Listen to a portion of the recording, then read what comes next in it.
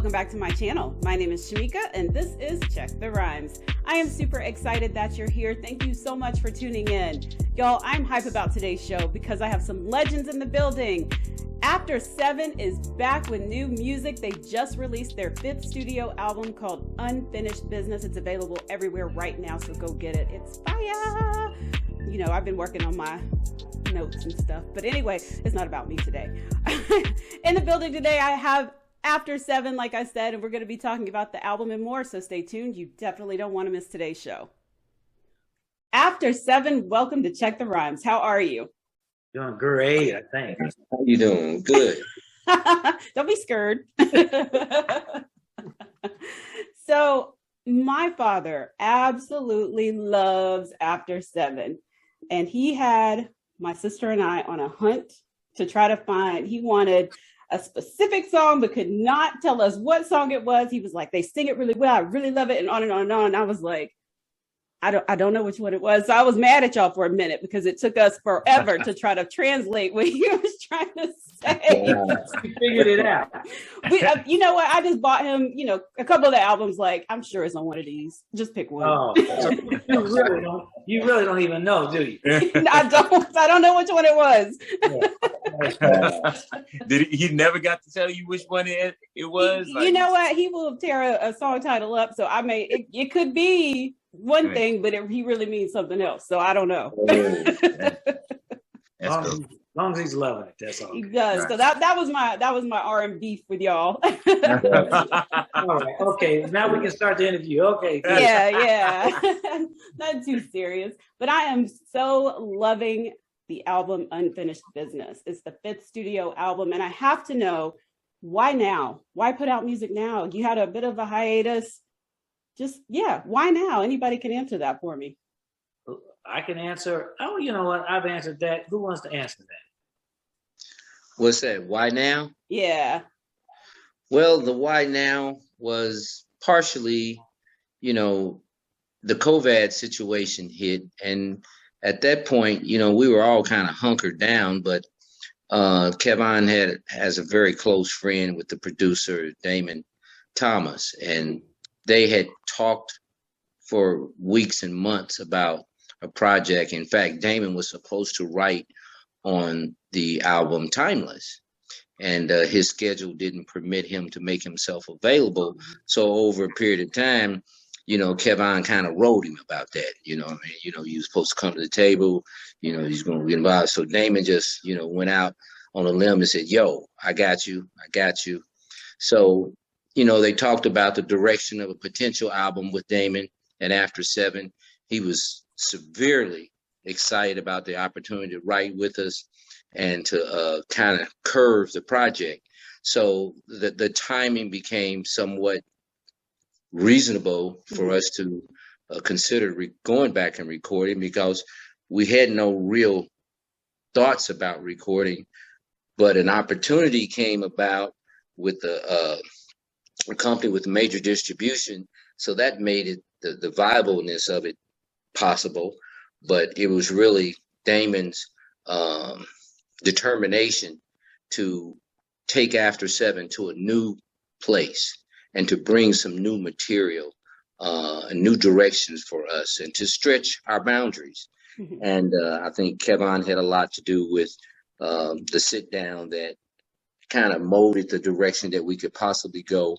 When we finally got to that point in the studio, it became, it wasn't like they pre-wrote something. So it was some magicalness going on in the studios when they finally got us to that point. And when they heard Mr. Danny McClain, who was the newest member of After 7, there was a new thrill of excitement that got them excited about writing. And then, the magic just started to happen with the writing from one night to the next night to the next night. Different ideas was being knocked around, melodies was being played, like there's this one particular song, No Place Like You, that just happened like at the end of a 6-7 hour recording session. That song was birthed by just Damon sitting down playing a melody, a couple of people, Judd hummed a melody. Before you know it, the next night that became a record. It was during a time, with the COVID, we didn't really plan it all. It kind of just happened. Okay. And we're benefiting from it right now, that unfinished business. And you know what? I think it's, usually I ask my subscribers and followers for questions during my fan segment, but everybody had this. They just had a comment. They were like, no questions, just one comment. And the comment was this exact same. They all said, we love the album. Every comment. I was like, can y'all ask a question? Y'all messing up my segment. But nobody had a question. It was the same comment. I just kept scrolling like same comment, same comment, same comment. Wow. So y'all did your thing on this album. Thank you. Thank you. Wow. That's And thank you to all your followers too. And that never happens. Like that, they always have a question, but I was like, that speaks volumes, that was like all they had to say. That's awesome to hear. And we were hopeful that people would receive this record in the way that, we put the love into it, especially right now during the time of COVID and all the hardships that everybody has faced, friends, family members, co-workers, and we living through a time where we suffered a lot of loss. So sometimes in those moments, you want to find something that's familiar, something that, reminds you of what it felt like to feel good again. And I think that's kind of was part of our drive, is to it was a therapy for us to be in there and be working, as opposed to sitting around and wondering, what are we going to do? Mm-hmm. Instead, we were blessed with the opportunity to be in the studio, being creative and preparing a gift, if you will, for our fans and future fans in music that they could relate to. Danny, for you, because you're the rookie of the group, so how was that for you stepping into the studio to record this album, and were you worried about people's reactions? Yeah, I was a bit nervous. Because this will be my first time recording as After Seven, and with Kevon and Keith. Let alone other Grammy Award winning, Grammy nominated producer, writers, that are all involved with this. So, I knew I had to, I knew I had to like set my mind up just to, be focused and not get too nervous. But, to be honest with you, going in the studio with Keith and Kevon, we've already done a few live shows together or whatever. So it made it easier now that there was a bond there to go into the studio and start working. Of course, I developed a comfortableness with them that once we got into the studio, Damon didn't know who I was like that. You know what I mean? He had heard from Kevon, so I came in there with my stunners on. I'm like, yeah, we about to get into this, and Cass like, oh, hold on, slow your roll. We got to hear what you sound like first. You know what I mean? But I got into the booth. I did my thing. Kevon and Keith again had to let me know, slow down a little bit. We don't be too happy. Don't be too happy. Oh God. Yeah, so I was a little too happy. I started pulling a whole lot of the Wanye notes that I could put out, but they was like, nah, that's not. We need you to slow your roll, be about the song, because After Seven is always about the message or always about the story, and that's what we need to bring to the table, the subtleness. And that was, from that first day, that set the tone for the entire album, so yeah, It was great. Okay. Well, on the flip side of that, because it sounds like you learned a lot from the two OGs. Well, what did the OGs learn from you? That's what I want to know. No,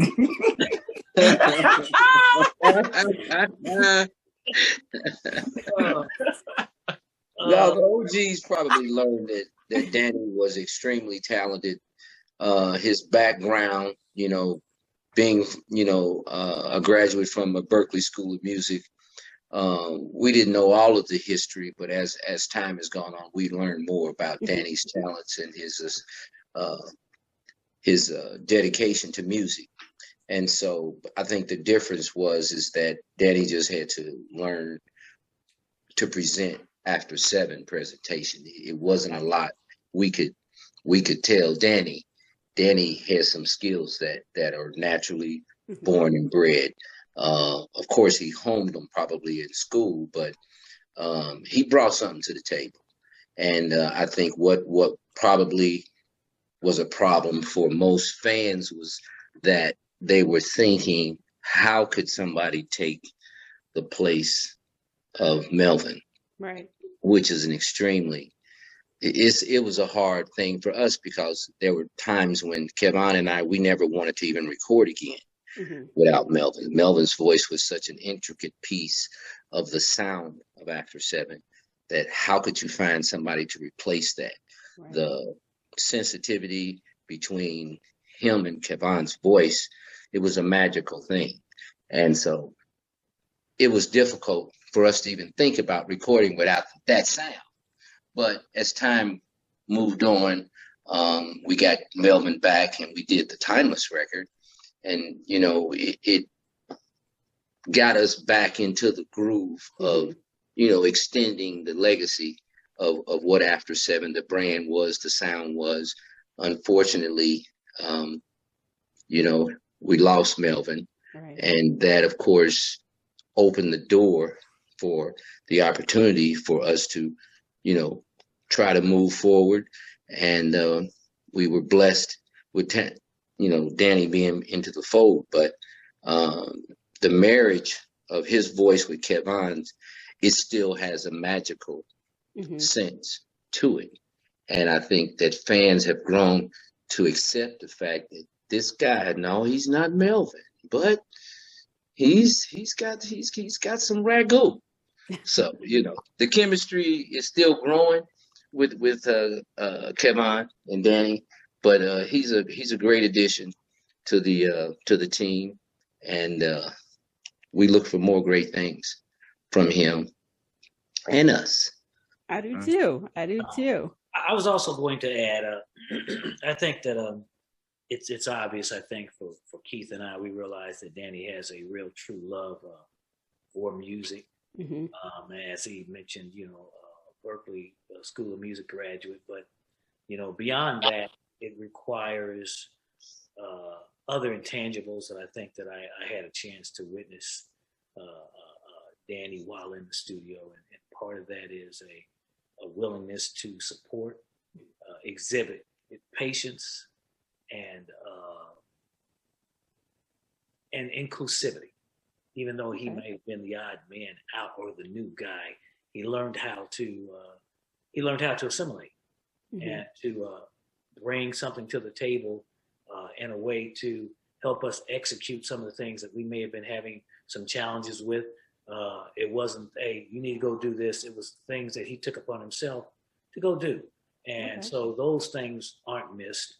You know, we recognize that, you know, there's a willingness and a desire to be a team player in those areas, you know, and, you know, we continue to grow. And I expect Danny to continue to do what he does, you know, he's growing every day, and more that we get an opportunity to get out here and get on the road and do what it is that we do. I think we're going to have an opportunity to bless our fans, those people who want to come out and see what After 7 does, and give them some of that good old After 7 experience. That's what we want. Man. Okay.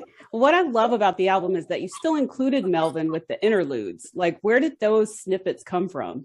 Now. Family trade secrets and things.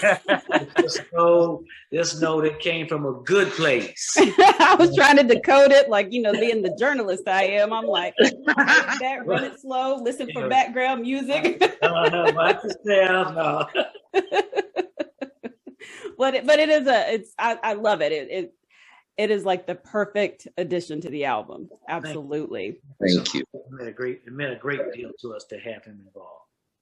So what would you say? Because, you know, with groups these days, it seems like I always think about the Temptations, how Otis is really the only only mainstay, and the players keep changing. But and then there's other groups that get together, fight, break up, get back together, move a couple members. What is the key to After Seven's like longevity and staying there, your staying power? Like it sounds, for me, just listening to what you guys were saying, it sounds like respect is there. You see each other, you hear each other. What else is it? I mean, there's a mutual love and appreciation for music. I mean, we Keith, before I met Keith was falling in love with the same groups that I was falling in love with, even though I had not met this guy, right? You know, so he'll tell you about the dramatics, the unifics, the impressions, the shy lights, the stylistics. You know, you can go on and on and on about the various groups that played, because we both came up in the same city, heard the same radio station, but we didn't know each other. Okay. But we were still we were being dripped on by these various artists, and that music was playing. And so it's something that became, I guess, part of the fabric of what we came to know as just good music, good storytelling songs, you know, and not to just say the male stand-up vocal groups. You still had Marvin Gaye. You still had Gladys Knight and the Pips. Marvin Gaye, Tammy Terrell, just great songs, great stories that were being told. And I think all of those things kind of helped form this real, true appreciation for what great songs were about. And that I think that kind of lives in us.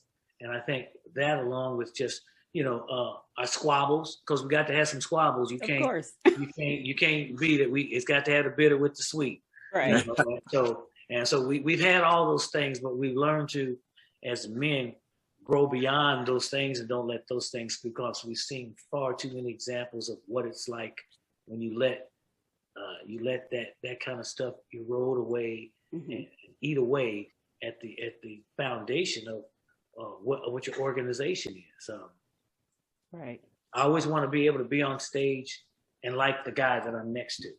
There are a lot of situations and circumstances where these organizations may, when you talk about it showtime, it really is showtime, because maybe I'm doing this on stage, but I ain't feeling this. But you know, I ain't feeling. Sounds like my cheerleading squad. I'm like, but you do what you got to do because it's showtime. But you know, I'd like to know that I can put on the show and still be good with the dude next to me. And when I walk the door, you know, I got that I've never known how to do that. Now, me and my brother, we may have had some squabbles and so on and so forth and everything. Absolutely. But we brothers, so we got extra license to each other and go off on each other if we wanted to. But something never changed, that we are brothers no matter what. You know what I'm saying? Right. And that's not always the case in these groups and situations like that. People really fall out. And, you know, so we've been really, really fortunate that, you know, and before Keith, and I know Keith will echo this, is that, you know, it's in our love of God, just how we were raised, and you know, knowing the truth about who we are and what we're called to do. You know, all those things play a very important role in why and how we've been able to stay together for this long. Okay. Yeah. So it's kind of a twofold question. My last question. Number one, I didn't know that Babyface was so shady until I saw him on the Verzuz. I thought he just was real quiet, and you know, so I wanted to know, is he always shady like that? I was calling him Shady Face. How did you see him as Shady Face? Just some of the stuff he was saying. Well, you know, I'm watching the Verzuz with Black Twitter, and as he's like saying stuff, as Teddy Riley's trying to get his stuff together and it wasn't working, just the comments that Babyface was making, he may not have been intentionally doing it, but it was like, ooh, I felt that shade a little bit. Especially, you know, at the second time they tried it, and Teddy had all those people in that studio, and Babyface was like, I'm here by myself. Like, I mean, social distancing. When Verzuz started, this is what a lot of people forget. When Verzuz really started, it was really a battle. It was a versus. So when Teddy Riley and Babyface went at it, we got to see a battle go on. It was a friendly battle, but it was still a battle nonetheless. But it was good and shady. Yeah, now when we see the verses, there's like a handshaking. Everybody's understanding, like, let's do this together. You know, it's a business, venture. We're gonna all capitalize on it. But no, that day, that day was something else. So my question for y'all was, if you do a versus, or would you do a versus, and who do you want to go up against? Do you want to be a battle, or you want to do a let's all just hang out and party together? Yeah, well, I will say this. I think it did start out as a battle per se, but what it was, I thought it was a battle where you played your music, and we went from people playing their music to somewhere along the line, it became a matter of trying to do what Teddy was doing when my brother was playing music. Teddy wanted to perform the music and everything. So now it went from playing your music in a battle, song for song, to now people performing it. Yeah. Which is like, when did that happen, or how, or whatever like that. But at the end of the day, I think it's about the fans being the winners. I think you can call it whatever you want, but at the end of the day, it's a celebration. It's a celebration of our Black music and all the various artists who have helped to color and shape our culture. We help and shape the color of our culture and how we deal with each other in community, in so many different ways and so many different facets. So I couldn't tell you. If I'm not really sure how the process starts. Do they call you, say, do you want to do a versus? Because I ain't got no calls, And so I don't know how that works. So I don't know if they determine, hey, are you versus worthy? I don't know. Well, are we versus worthy? I think so. But you got 5 albums. I think so. Okay. Well, then, Shamika, on your word, we'll be expecting a call. Okay. Hey. All right. I'm gonna start a petition or something. But so my thing is, I don't know. You have to ask these other guys who they think we're good to go up against. No, this is Keith. I don't really feel comfortable in saying who we should match up against. I think it should be organic. Come from the people. If somebody feels an itch so bad that they love us and they love somebody else, and they build up the hype and say, y'all should do it. Y'all should do it. Come and do it. Let me do it. If it happens, it happens. But leave it up to the fans. We're not over here trying to do verses. We're out here trying to sell records and get people to come out and have an experience, the after 7 experience of unfinished business, timeless music up in your life, up close and personal. You know what I'm saying? That's the experience we're trying to deliver. And trust me, we will not disappoint. Okay. You got the same answer, Danny? Yeah, I got the same answer. Honestly, it's about the fans. If the fans want it, then the fans know what they got to do. But it's kind of, I can't call it. I can't say, oh, we should battle this person or this person. It's like, nah, let's leave it up to the fans. If this is what they want, then that's what they want. But until then, we're gonna give y'all what we give y'all, and that's some good music, good vibes, and a togetherness in it all. Love it.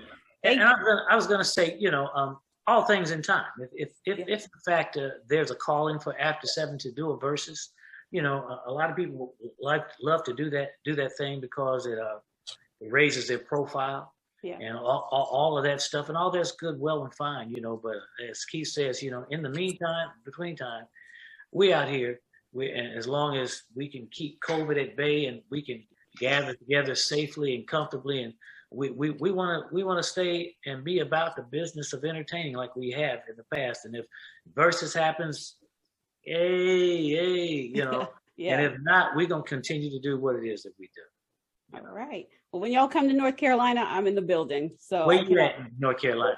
I'm in Charlotte. Oh, yeah. Right. Gotta come to Charlotte. Yes, I Don't like bring no R&B. I won't. I'll leave it at home. Right. You make sure your daddy there. Right, exactly. I'm like, you tell me what song they singing is the one you talking about. Okay. Till you do me right. Till you do me right. Right. I want to thank you all for joining me today on Check the Rhymes. Y'all go get Unfinished Business. It's available right now. Thank you, guys. Thank you. Oh, I'd like to tell all your fans too to please make sure you follow us on Instagram, Twitter, Facebook, and the tag is After 7 Music, at After 7 Music, including the website, and you can download our songs from there. You can order autographed CD from us from our website and from Instagram. So check it out. Thank you. Thank you. Yeah. Okay, hold on, y'all. Let me